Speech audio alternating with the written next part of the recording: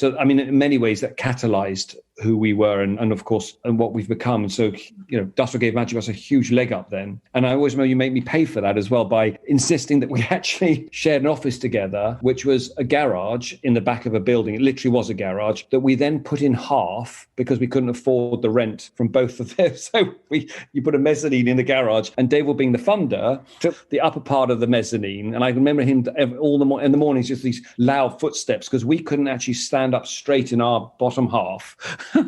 So we had to crouch down below. And that was how Dasra and Magic were born. And it gives you any solace, sort of 23 years later, I'm sitting in the Dasra office in a section of the office that I cannot stand up because it's split in half. And the rest of the team and all of the NGOs we support are sitting downstairs with 20-foot high ceilings. So clearly, some things don't change.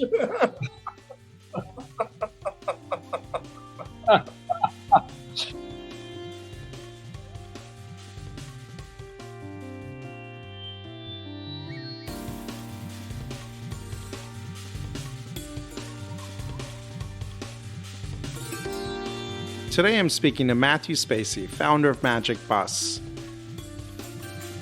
Magic Bus empowers youth and children across India and the world, and we will be talking about our parallel journeys in the social sector.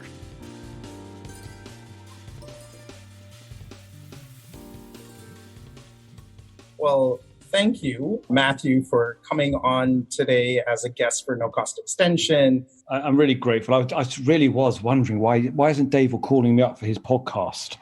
I started to feel a little bit, I thought, what have I done wrong? Or just maybe he doesn't really like Magic Bus that much, or what's going on here? But no, thank you for having me on. And thank you for starting this conversation as well. I think it was a time of almost isolation, personally, mentally, and for a lot of people, I think, and good to see it continue post this traumatic time.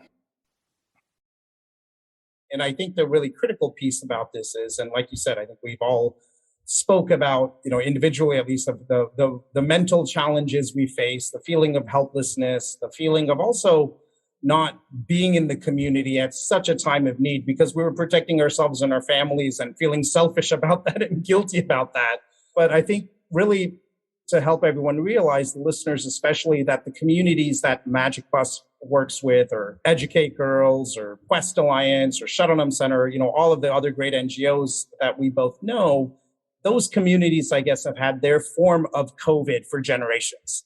They've been on lockdown, they've been suffering, they weren't able to go to work, they haven't been able to go to school. And I think really just starting a little bit with, it wasn't a COVID that helped you start Magic Bus, but then what was it that really, had you create this organization and decide to devote clearly your time and your life to a certain extent towards this cause?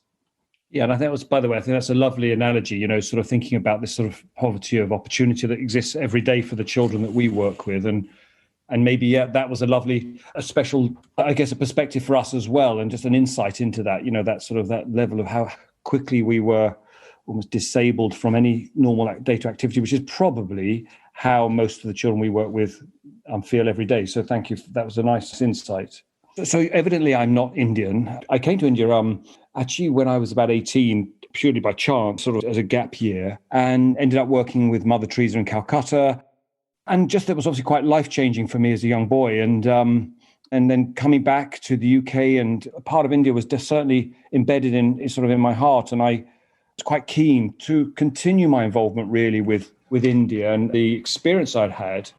Eventually, I was asked to come and work in India for a travel company, Cox and Kings, and look at selling holidays to Indians actually in the subcontinent. So that was back in '96. And I remember sort of walking down the sort of, the roads of Bombay or driving through this lovely city, the whole dichotomy of seeing so many people who were living in a normal middle class or luxury condition versus, obviously the people that were living in slums and on the streets. And I think this is the beauty of Bombay as well, is it's so much in your face, you can't ignore it. But for me, there was this, as I said, this visual dichotomy was quite shocking. So I felt it's probably only a matter of time before I wanted to get involved in that. I was a young lad then, 29 years old, and had been given this big job.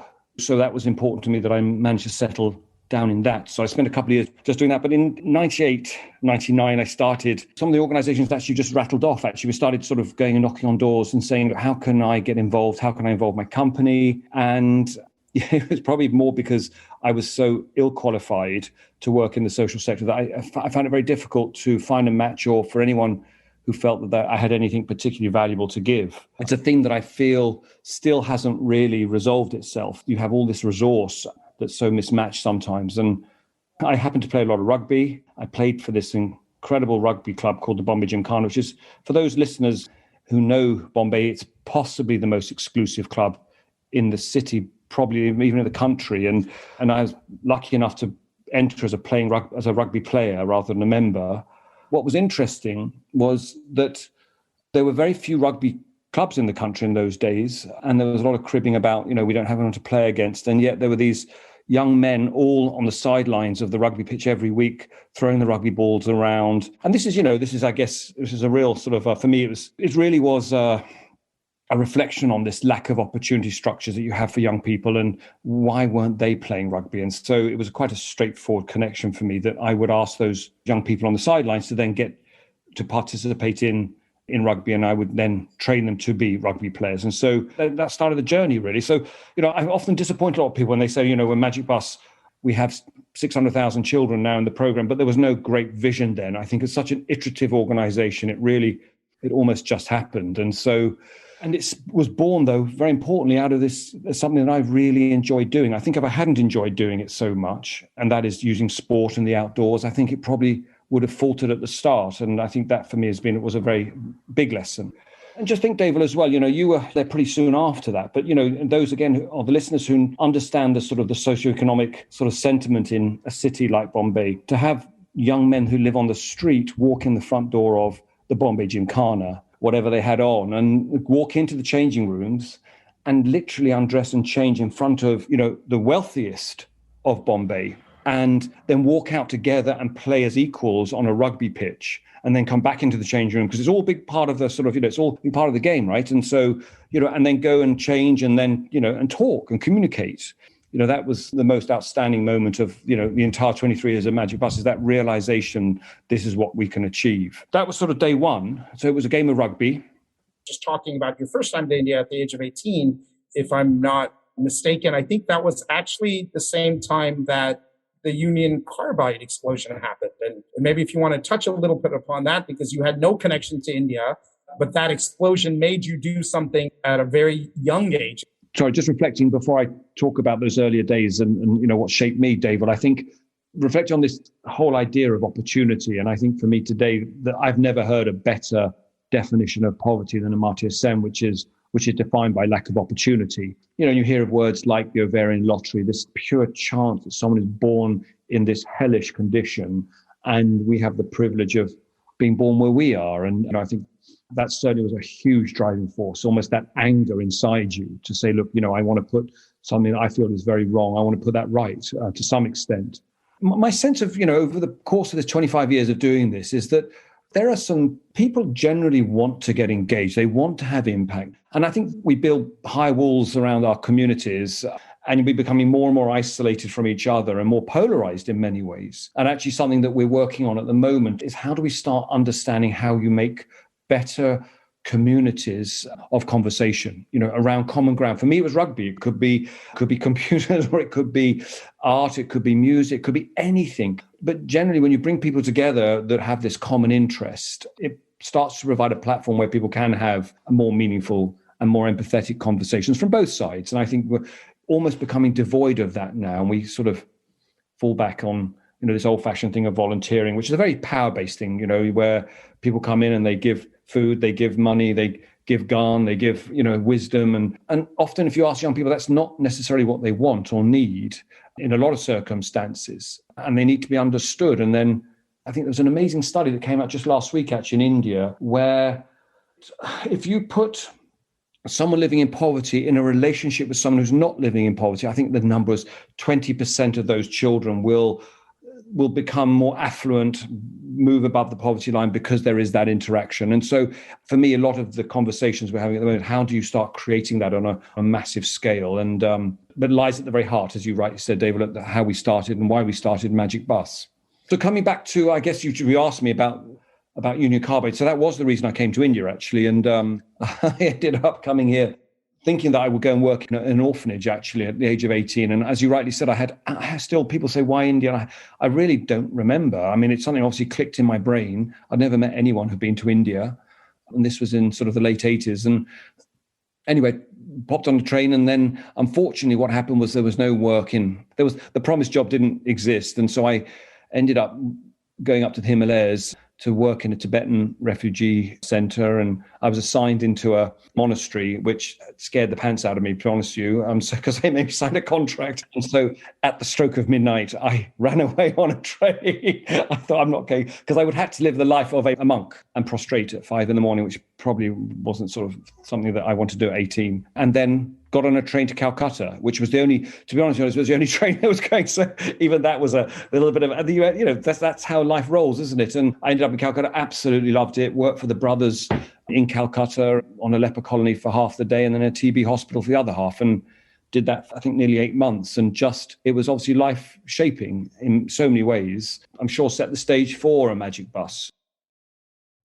And I think that's also, again, important for, I think, the listeners at least to realize is that you don't have to have this perfect baked plan because it doesn't really exist. You just need to give yourself the time to engage directly with the community as a whole. Because I think once you start doing that, you understand the intricacies, you understand how they live life and are facing all of these challenges. And I think, again, many individuals sort of wait for either that right moment or the right plan, or even, this view of, oh, well, I'll get to a certain stage in life and then I'll accept the poverty line and try to do something about it, where perhaps, at least my view is, if you're above the poverty line, then you should be doing something to help somebody else come out of that poverty line, point blank.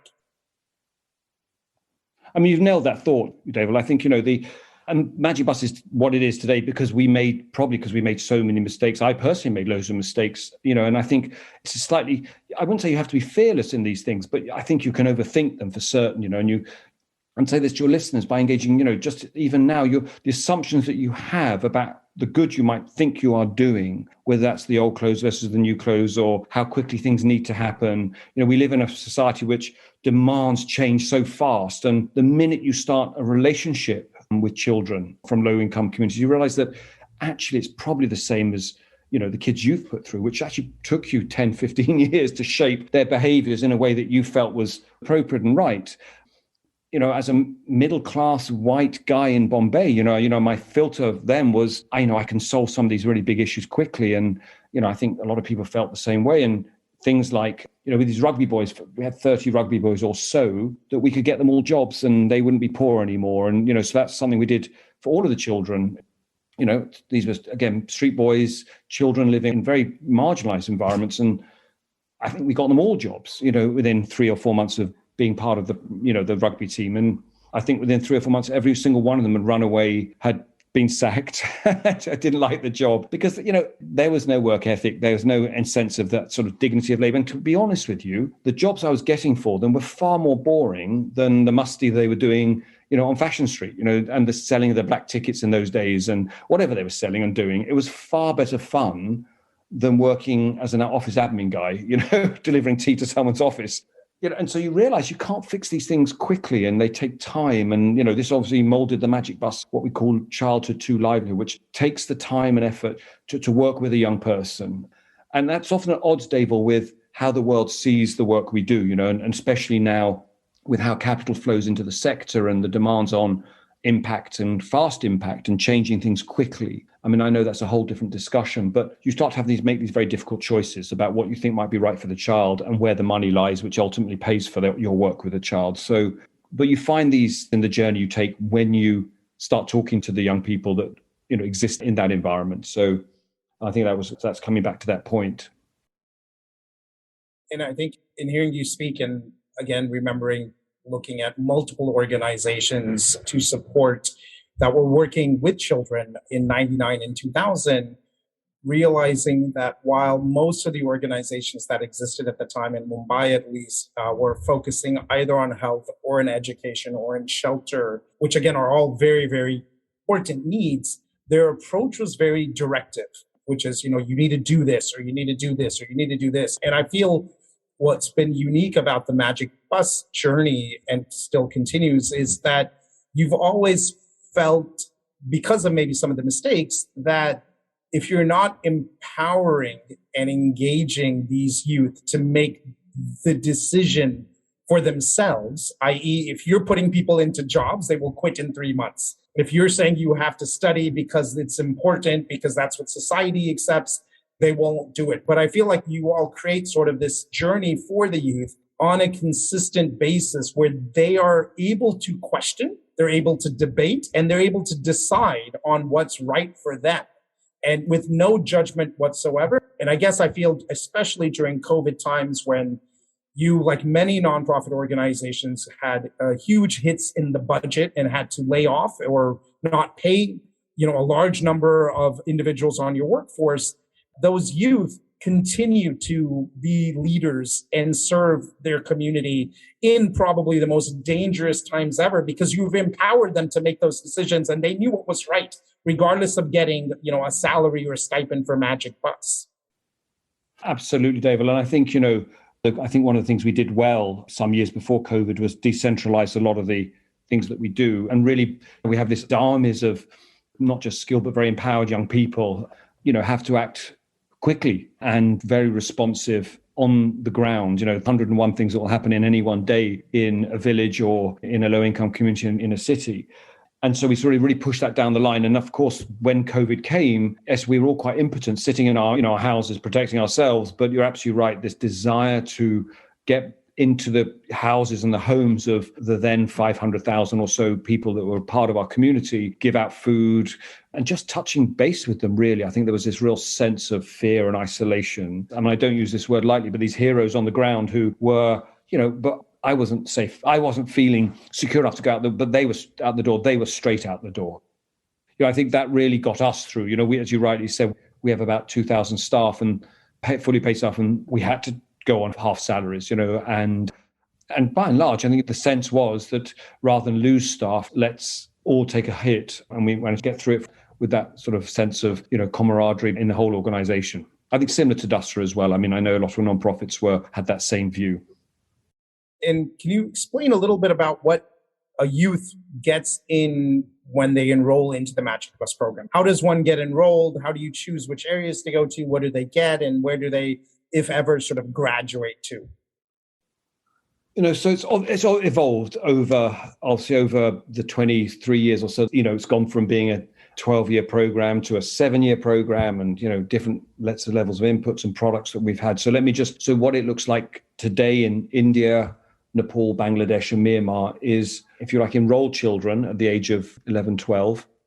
It's critical age, we feel, it's just on the verge of puberty for girls as well. So it's a time when we felt that, let's intervene now, especially with the female cohort, because when you see the largest amounts of school dropouts, that's when you see the spike in child marriage, etc. So we sort of consciously kept it at that age. And they join a program, simply, it's self-selecting. So when we are in a community, and we only work with below poverty line communities, so that defines whether you can or can't join a program. And for 6 months, when you're a new joinee in that program, it tends to be a relationship build between the mentee and the mentor.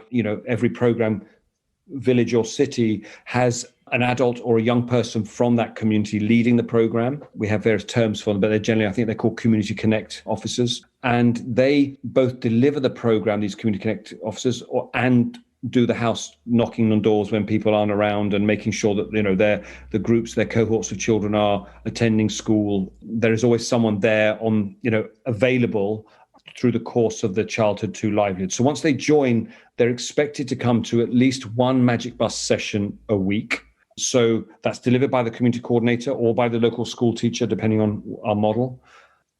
That session is structured around a series of sort of globally recognized life skills that any young person across the world, whether it's my children or yours or them or the children we work with, are sort of the essentials to being successful and happy in life. Whether that's around communication, self-efficacy, whether that's around your ability to continue learning in your journey. So we create what we call experiential learning programs that deliver these lessons, if you like, through games and fun.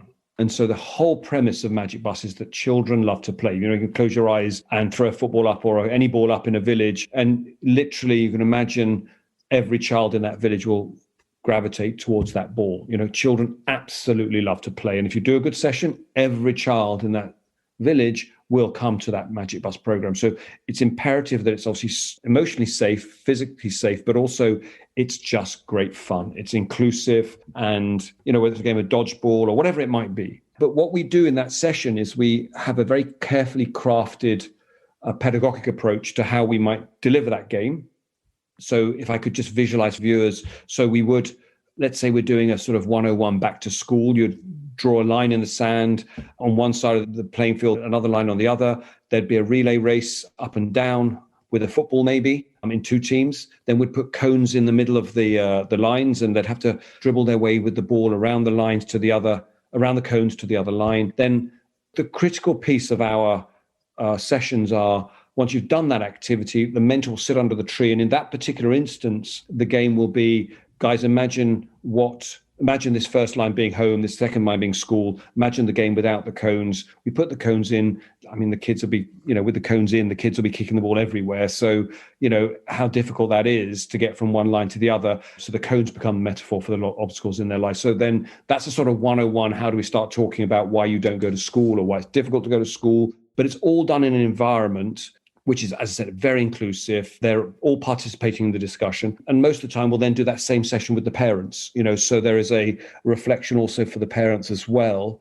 And then there's time for solutions. And so, and we work with parents and children in a community over a very long period of time to make sure that those lessons are reinforced by some of the program, but also when, as I said, physically knocking on doors as well. So, and that continues. So the child will get those sessions from the ages, right from the age of 11, 12, all the way through to 15, 16, 17. We also now have what's called community learning centers. So children can then, because of COVID, because of the pandemic, and children obviously not being able to go to school for so long, we've created these learning environments, often digital, sometimes physical, where children can go into those centers and have some level of educational instruction so that their grade levels remain consistent with what they need, what's required at school, so they don't drop out of school, essentially. So that's become a fairly big part of the Magic Bus program now.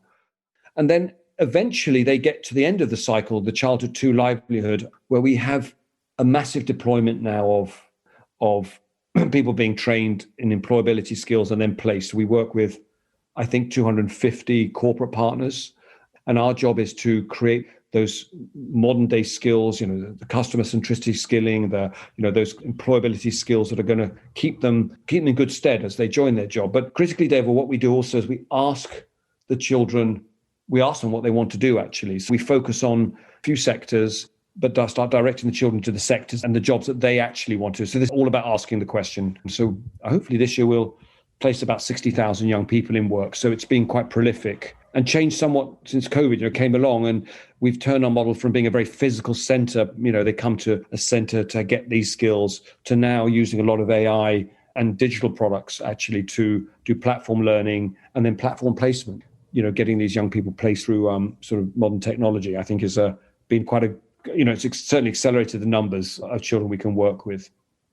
Then we track the children. So it doesn't finish there. At the moment, we track every child for 6 months after work. So we give them the support they need after work. And the idea is we start building a much stronger alumni system as these numbers grow, so they can start to support each other. That's the idea, is they're all connected to each other and able to support, especially in those early days into work, support each other in their local communities. So that's the Childhood to livelihood. It's 11, 12 years old to 18. And some people make the whole journey, some people don't. I think, we try and make it as easy for them to physically turn up. But, circumstances change, and that's absolutely fine. And I think more and more we're thinking about digital platforms to keep young people connected. So whether you're sort of physically able at 13 to come, but you're not at 15, you can't because you've got to study. We still have great products for a 15-year-old that are digitals, and then maybe come back physically for the employability training. So we're exploring much more about, COVID's taught us that, is to, how do we create a more inclusive platform, whether it's as a digital or physical. I mean, I think just being fortunate to be part of the Magic Bus story for so many years, I'm familiar, I guess, and have worked with many of the young adults and maybe not so young adults anymore, and seen them grow. And so if you can maybe talk about one or two individuals, whether it's a Parvati or a Nitin or Rehman or anyone else for that matter, and a little bit about sort of their journey and where they are today, I think that would just be fantastic. Yeah, lovely. So, I think you named, why not talk about the people you've named? Yeah, because I'm probably closest to them because I've known them for 23 years almost in the journey of Magic Bus, isn't it? So and they're very close, and it comes back to the ovarian lottery and these amazing people we see every day, smart young people who are very ambitious and want to get on in life, and you've given them that window. And so, Parvati, I think she's a rock star really at Magic Bus, but I hope she won't mind. I'm sure she won't mind if she talks about her story quite publicly, but, would join the Magic Bus program when she was very young. I think she was 9, 10, 11 when she joined the Magic Bus program. Her two elder sisters had just got married. They were both, one was 12 and one was 13. She had two younger sisters, desperately didn't want to get married. And she sort of saw that, I think, in the runway, really. She was about, being primed for marriage at that very young age. And joined Magic Bus. And, she was living in a construction site in Lower Parel, and we happened to have a program in the local area, and joined and made great friends with her mentor. Her mentor became a very huge part of her life and was spending a lot of time with her parents, talking to them about why it's important for Parvati to finish her education and not get married, and really literally holding her hand through that very difficult conversation, as we do obviously with hundreds of thousands of others. And then she managed, with the help of the mentor and of course her parents, and the fabulous people, she managed to finish her program at Magic Bus, finished school, then went on to do her bachelor's, and then went on to do her master's, actually. And this is, as you remember, this is the context of a girl living on a construction site. When you talk to Parvati about the things that she's most proud of, it will be things like she was able to persuade her parents not to marry off her younger sisters at 13 and 14. So, this is how it works, is that ripple effect through programs like our own, where she was able to, to change the destiny of those two young ladies, simply because she was able to provide the wisdom and guidance to her own parents. And now Parvati she heads our international partnerships. She's in the UK, in the USA, Singapore, doing galas. And I think she's been married now for, probably 3 or 4 years, and has a very senior role here in the organization, and as leading discussions on the program, but also some of the key issues of the poor in India. And so she's an absolute lighthouse. So whenever she goes into a room, she fills it up. And and you ask her blatantly about what her ambition is, she said, I'm going to run Magic Bus, and she probably will. So, we'll try and make every effort for that to happen as well. I think one of the things that you touched upon earlier was that Magic Bus doesn't just operate in India, and you operate in other geographies. And I think the reason that's important is because, just like we've seen in the sort of economic trajectory of India and India Inc. in the last 20, 30 years, we've seen the same happen with organizations or NGOs. And so many NGOs, whether it's a Pratham, a Digital Green, social businesses, even like D-Light and others, they've started in India, Childline, Mail Joel. The list actually goes on and on. But the hardships, I guess, of what Magic Bus has had to face, both in terms of just growing a nonprofit organization, but also the communities that you serve, they're more similar hardships, I guess, with communities in other geographies, whether that's in Southeast Asia or Africa. And so how did you sort of make the decision to sort of focus on India and go global, so to speak? And what were some of the challenges or even mistakes you made in that process? Because I think there's more and more organizations we're seeing, just like companies have it, in the last 2 decades, that have expanded in India, outside of India, but while still keeping, a full-fledged Indian operation. Yeah, it's a big question to ask. And I think, I think there has to be a point of readiness also as an Indian operation where, you feel that whatever you do outside of India shouldn't in any way be detrimental to what you've established, and that shouldn't take away, huge amounts of management mindset, shouldn't take away a lot of the capital that you might have raised. Because, the biggest argument against growing out of India is that, in India we have, you'll hear 400 to 800 million people who need a magic bus. So why are you going somewhere else? That's the constant conversation we're faced with.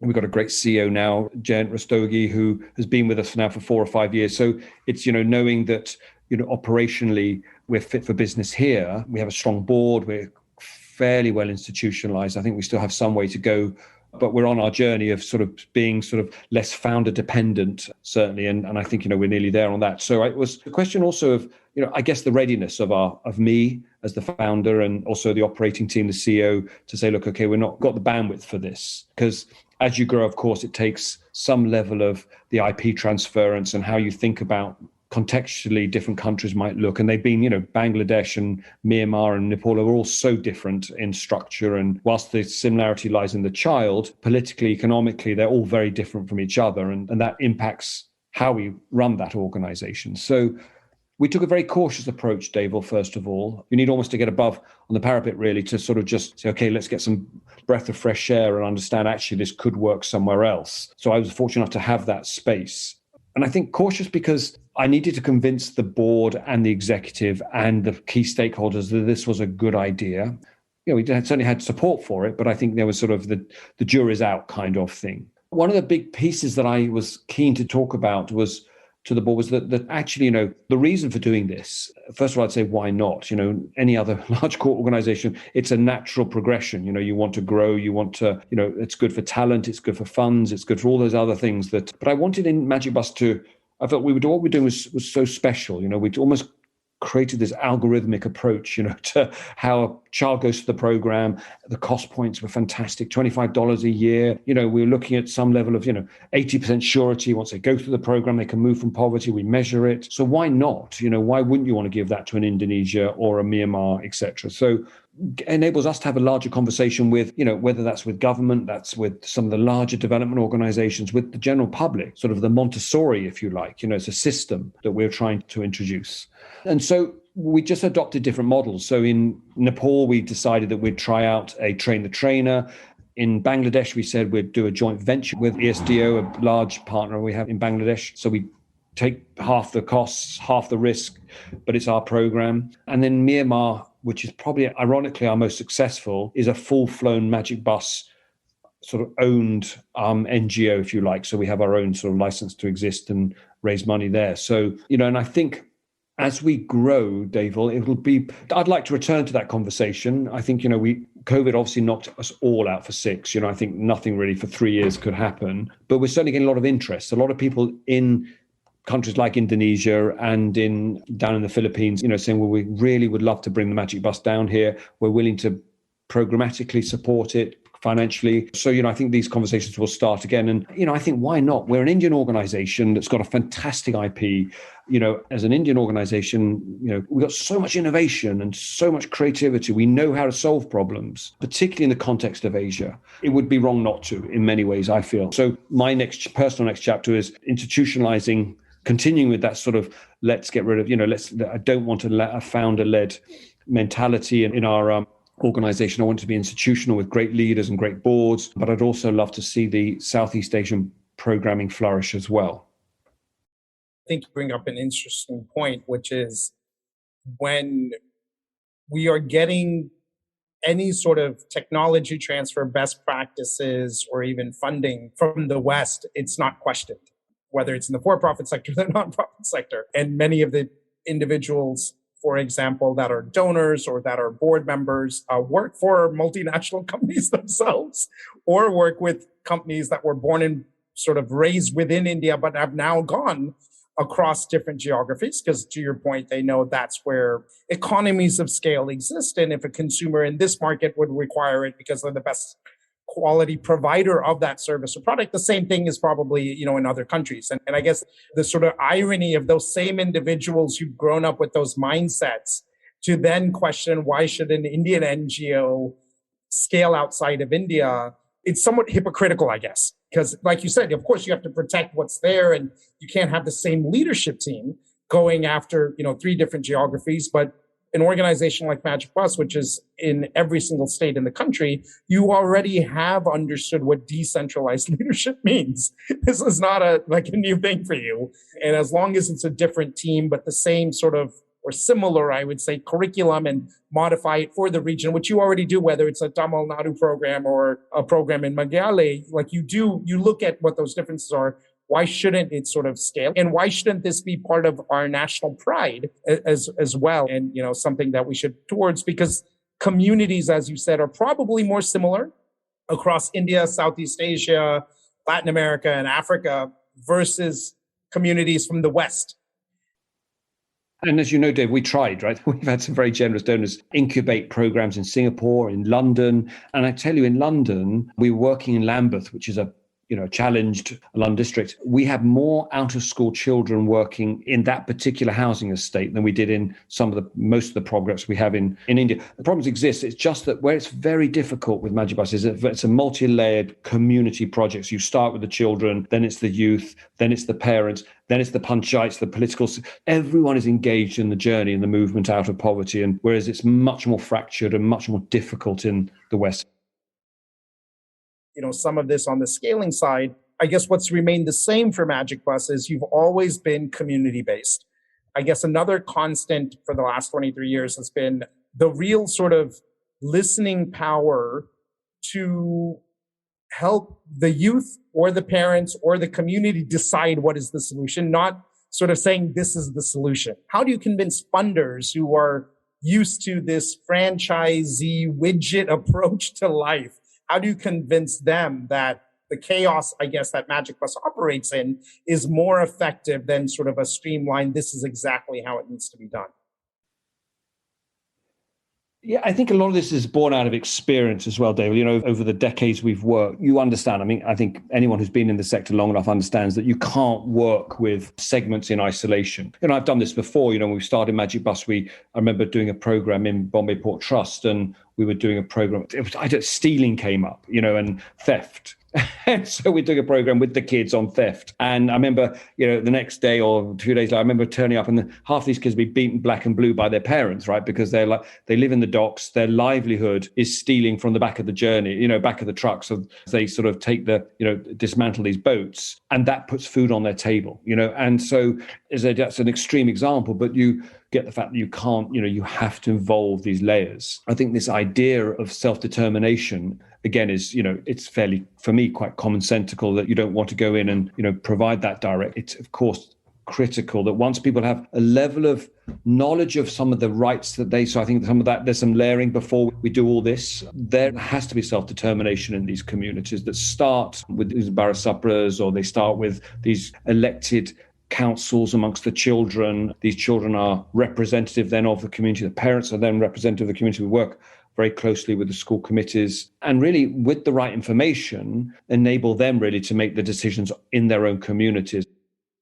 And many times, I guess, individuals who are new to the space are looking at, like you rightfully said, quick fixes, and are saying, but why do you need to work with the parents? Why do you need to work with the community? Why do you need to work with the panchayat? Should it just be a one-on relationship with the child, and that will solve everything? I mean, how do you explain in a manner that I guess donors can understand? And what happens if the donor doesn't understand? Do you walk away? What is the stance that you all have taken?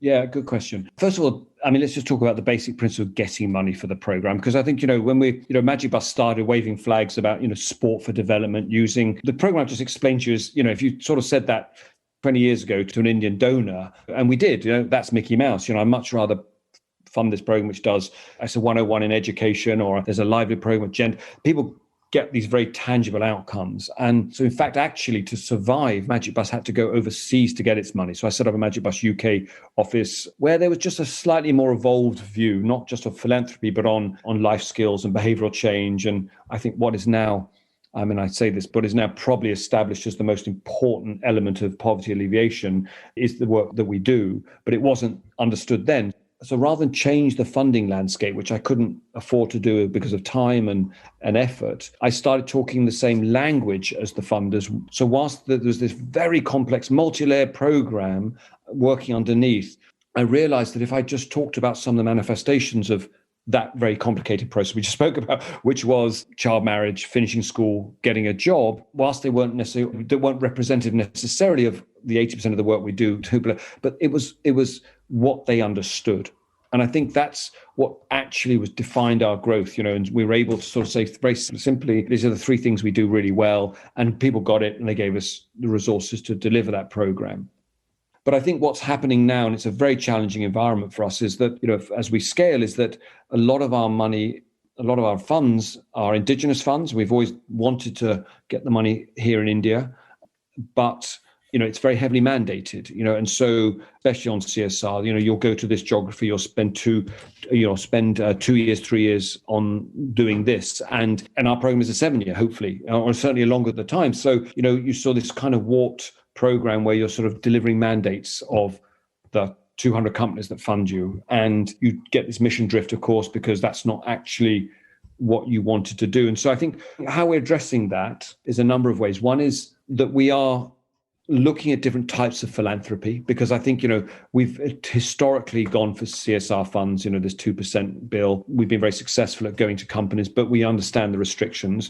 And so we're now looking much more at institutional funds, H&I philanthropists stepping up as well, which give us a lot more flexibility around usage of funds. So if we've done a great program with Nestle for the last 2 years and Nestle want to withdraw, we then start to have the ability to invest our own philanthropy capital in that particular geography. So it's a switch of capital. It's a little bit of a switch of geography as well. And again, as India catches up on this sort of, as you rightly said, the sort of this, I guess, more evolved view about, we'll listen to the non-profits. They've been working in this environment for so long. Let's understand their need, and then we'll deliver on that need, rather than this is what we think needs to happen on the ground. Unfortunately, what it lies at the moment, and I think this is sort of, we're working hard on this, is that when you take these longer developmental processes of behavior change, it takes time, and institutional donors, people like the Deval Foundation, people like UNICEF, et cetera, understand it takes 3, 4, 5 years to make something happen. We're tending to see this sort of these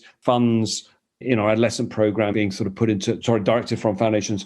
And in our livelihood programs, we're seeing much more CSR money, which is about the transaction, so get us 10,000 jobs, get us 5,000 jobs. In India, I think I was reading just this week, 40% of, 20 to 23-year-olds are out of work. So it's not a bad thing. It's needed, but it's right. It's recognizing in the model. I mean, ideally, you'd love to have a funder or a partner come in and say, we'll take the child from 11 to 18 and do the work you need to do, and move that child out of poverty, make them successful, happy, et cetera, et cetera. I know that it's scientifically proven that if I take a child on a 7-year journey, they will be more successful, more happy, and move from poverty, importantly, than if I work in 2-year segments or 3-year segments or 1 year or doing a livelihood program at the end. And so it's just convincing the donors that it's certainly going to take some time.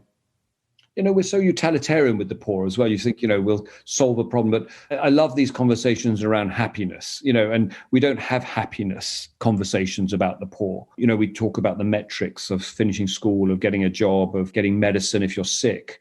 And by themselves, they're not easy, but they're relatively easier to solve than this idea that actually you have this lovely person, this incredible person who is, you want to see them lead their successful, but yet very happy, fulfilling life. And so I think more conversations like that are needed. To your point, this can't be measured by a metric in terms of have they passed school or have they increased their grades. The very first sort of program that I remember, at least, that Magic Bus was running, going to outside organizations. So this was the time that we were pitching Magic Bus to different children's organizations across the city and saying, look, can your children use our program? And I still remember we ran this program in Mataran. It was with the girls that were part of the Sharanam Center. One of the girls, she was 2 years old. She had joined this center about 4 to 6 weeks beforehand and had not spoken a word, not one word in this 4 to 6 weeks that she was there. And our good friend, who was a mentor at Magic Bus, and unfortunately we lost due to suicide during the COVID period, Asif, he did what Magic Bus does, which was engage the kids, do the pilalo, do the same exercises we were very lucky to see yesterday in Rajasthan that Magic Bus was hosting. And at the end of the trip, this particular girl started talking. And you're just like, this is the power of Magic Bus, right? You are actually getting children who, in this case, 2 years old, abandoned, put into a shelter, has no idea what's going on, and literally lost her reason to speak. She became communicative after this program, and now is a successful young adult, earning money, paying taxes, supporting a family. But I think these are the kind of elements that one needs to go to the field to realize and can't be necessarily quantifiable, just because the lived experiences of your mentors at Magic Bus and the communities you serve are lived experiences that honestly, perhaps even you and I can't even see or even imagine unless we're there. Yeah.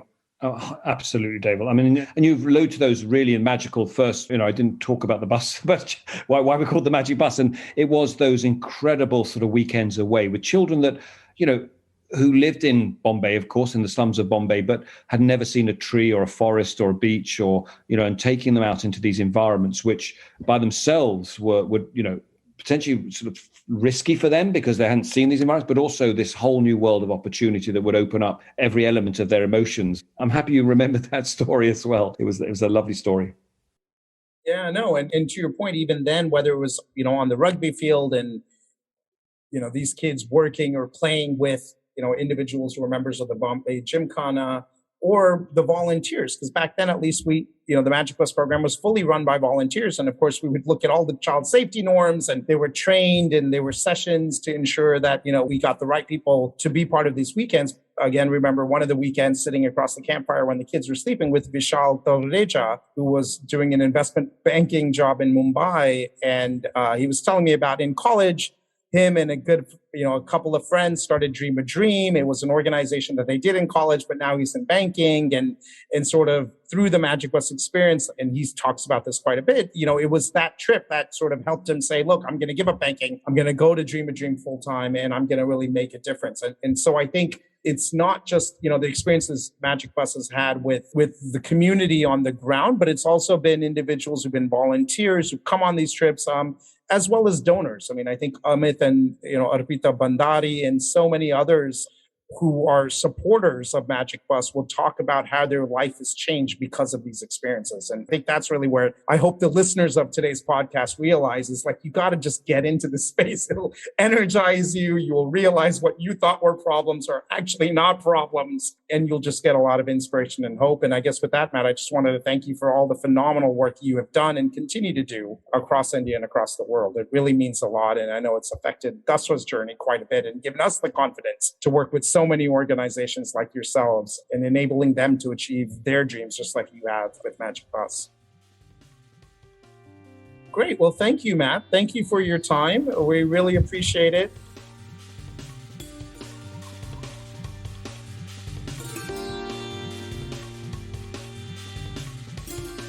To know more about the show, our guest, and their work, go to dasra.org/NCE.